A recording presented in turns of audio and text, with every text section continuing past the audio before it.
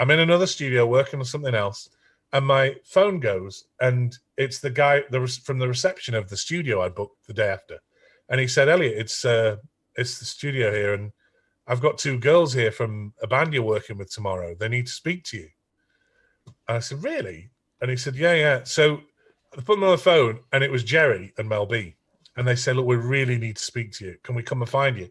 So I gave them instructions, and I said, what are you doing here? He said, well, our manager wouldn't give us your phone number, and we're firing him tomorrow because we want to work with people and they won't let us. So we wanted to work with you. So we drove to Sheffield to look you up in the book. And I said, but I'm in the phone book. And they said, yeah, we worked this out 4 or 5 hours ago. So we just called all the studios until someone had your number. And will you carry on working with us? And I was like, of course, I don't even really know your manager. It's nothing to do with me. So next question was, is there anywhere to stay? So they all come and crashed at my house. The next day, we picked up Mel C from the bus station and Emma and Victoria, who had been to the lawyers. And that's it. They'd fired their manager, but so it was like a stressful day, but this incredible sort of day for them. And we went into this studio. We wrote Love Thing, which is on the first album. I remember the 3rd day of the session, Geri came in. She'd been out that morning. She came in and she gave all the girls a gold ring. And that was the gold ring with Spice inside it. And she gave it to all of them right there in front of me in the studio and said, this is going to keep us together. This is our connection. And gave the girls the ring, which is the front cover of the album. Wow. So there's this really significant moment.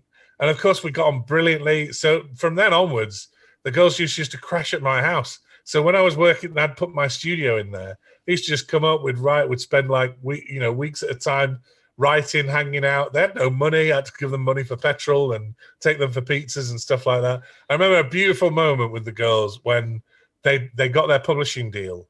So it was all just starting to kick off. No hits release or anything like that, but it was coming. Mm-hmm. Everyone knew. It was the session we wrote, Say You'll Be There. I remember that. Mm-hmm. And they said, we're taking you out for dinner, Elliot. Where do you want to go? And I lived in Dinnington. It was just a shit. And there was no restaurants there or anything. And I said, well, there's one nice Chinese restaurant. Should we go there? And they were right, we're taking you there. And we went there and had dinner. And you know what? God bless them. They all got a checkbook out and wrote a check for 1/5 of the bill. And pay for it all. I mean, if that guy had those checks now, which would be worth way more than the value, I think they were like £11.50 each or something.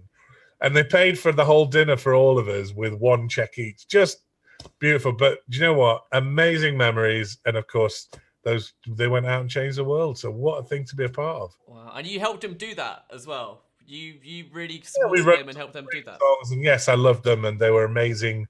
They were always amazing. Their energy was fabulous. Geri and I used to sit, when the girls would go to bed, because I was on the sofa, they took all the bedrooms.